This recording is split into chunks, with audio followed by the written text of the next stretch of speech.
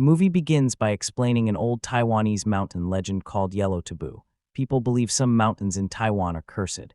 Many hikers who enter these mountains get lost forever. Most are never found. Their bodies disappear and their angry spirits remain trapped there. These spirits are filled with pain, sadness, and hatred. They cannot rest peacefully. Because of this, they trick new people who visit the mountain. They appear as a mysterious person wearing a yellow raincoat. If someone follows this yellow figure, they usually die or disappear forever. The movie first shows a young hiker climbing the cursed mountain alone. He becomes lost and very thirsty. While walking, he suddenly notices a man wearing a yellow raincoat. The man does not speak. He simply walks ahead. The lost hiker follows him because he believes the stranger knows the way out. Eventually, he reaches an old mountain lodge and knocks on the door for help. Just then, the yellow raincoat figure appears behind him. The hiker slowly turns around and sees the truth. The figure is not human. Its face is unnatural and terrifying. It grabs him by the throat, lifts him into the air, and kills him. When the lodge owner later opens the door, the body is gone. This shows how the curse works. People die, but their bodies vanish into the mountain. Then the movie jumps 6 years into the future. We meet Chan and Song, who are staying at the same lodge. They are now a couple, but their relationship is complicated because 6 years ago their best friend Angwei disappeared on this same mountain. Song still cannot accept Angwei's disappearance. She believes his body may still be there somewhere. Chan keeps returning with her every year because he cares about her deeply. Chan secretly wants to marry Song. He has an engagement ring hidden in his jacket, but Song refuses to move on because she still feels connected to Angwei. We soon learn something surprising. Before Angwei disappeared, Song was actually his girlfriend, not Chan's. After Angwei vanished, Chan stayed by Song's side for years. Over time, they became closer and entered a relationship. However, Song still carries guilt and grief for Angwei. This creates emotional tension between them. The next morning, they go hiking. Other hikers are discussing the cursed mountain and warning stories about missing people. Chan ignores these stories at first. While hiking, he plans to finally propose to Song again. But strange things start happening. They discover police investigating a dead body. A man has apparently killed himself, and a strange symbol is carved into his chest. This symbol becomes very important later. The forest ranger says he saw the man climbing toward the mountain earlier. Chan and Song continue walking but become lost. Soon Song notices insects crawling unnaturally across the ground.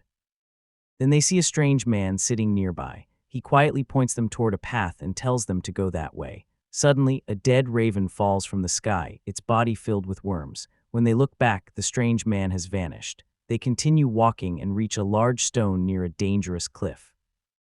Standing there is the yellow raincoat figure. At that moment, Song becomes hypnotized. It is as if something is controlling her mind. She climbs toward the edge and nearly falls, but Chan saves her. Now Chan realizes the mountain curse is real. They rush home. That night, strange things begin. Chan hears muddy footsteps outside. He follows strange footprints. At the same time, Song is attacked inside by the yellow spirit. Chan hears her screams and runs upstairs. He sees Song stepping onto the rooftop edge as if sleepwalking. Suddenly, Angwei appears. His spirit has possessed Song. Before Chan can stop it, Song is thrown from the roof and dies. Then something impossible happens. Chan suddenly wakes up back at the mountain lodge that same morning. Everything is reset. He is trapped in a time loop. Every time Song dies, time resets to that same morning. Chan tries many ways to save her. He hides her. He locks her inside rooms. He avoids the mountain. He stays beside her every second. But Angwei's spirit always finds a way to kill her. Sometimes she is drowned. Sometimes she jumps. Sometimes she is hit by a truck. Sometimes she violently kills herself while possessed. No matter what Chan does, the loop resets. Chan slowly becomes exhausted and hopeless. Then he remembers the past. 6 years earlier, Chan, Song, and Angwei were hiking during a soul-calling ritual. Local villagers were trying to call back the spirit of a missing boy. This ritual is sacred. If the missing person is alive, they return safely.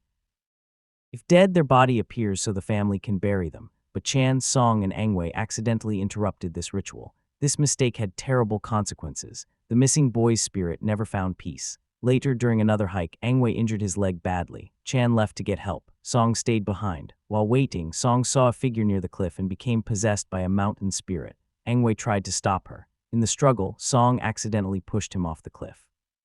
He hit his head and died instantly. When Chan returned, he found Song unconscious and carried her away. He believed Angwei died because he abandoned him. For 6 years, Chan blamed himself. This guilt made him vulnerable to the curse. But the truth is different. Song accidentally caused Angwei's death while possessed. That is why Angwei's spirit hunts her, not Chan. Meanwhile, we meet Pin, wife of the dead man from earlier. Her husband was Feng. 6 years ago, their son disappeared on the mountain. The interrupted ritual was for him. Because it failed, their son's spirit never returned. Feng became obsessed and eventually performed the ritual again alone. This is forbidden. Doing it twice causes disaster. He carved the symbol into his chest and died. His death created another time loop connected to Chan's. The temple priest explains everything. Long ago, a natural disaster killed many people on the mountain. Their bodies were never recovered. Their trapped spirits formed a giant cursed force called Yellow Taboo. This force chooses people with deep guilt and traps them in loops until they face the truth. Chan finally understands. Angwei did not die because of him. Song was not truly guilty either because she was possessed. The real enemy is the mountain curse itself, but breaking the loop requires sacrifice. The priest reveals someone must willingly die. Only then can fate be rewritten. Chan accepts this. He confesses the truth to Angwei's spirit. He apologizes for failing his friend. Then he carves the cursed symbol into his own chest and sacrifices himself. This act breaks the loop. Song survives. Pin's husband Feng also survives because his ritual never happens, but Chan dies. Song is rescued and taken to a hospital. She cries as she remembers how Chan always stayed beside her and loved her despite everything. Then comes the final twist. Because Chan sacrificed himself, he is sent back to the past one last time. He reaches the exact moment when he, Song, and Angwei were about to interrupt the soul ritual. This time he stops them. The ritual completes successfully. Pin and Feng receive their son's body and gain closure. Feng never becomes obsessed. No second ritual happens. The curse chain is broken. Song and Angwei never suffer possession. The time loops never begin. Chan remains trapped forever in that moment, endlessly ensuring the ritual is never interrupted. This is his eternal sacrifice. He gives up his own future so Song can live peacefully. That is why the ending is both tragic and beautiful. The movie's real message is about guilt, acceptance, and sacrifice. The mountain curse represents guilt people refuse to face. The loop continues until truth is accepted. Chan finally accepts reality and gives everything to save the person he loves. That is why The Haunted Mountain, Yellow Taboo is not just a horror movie. It is also a tragic love story hidden inside a supernatural mystery.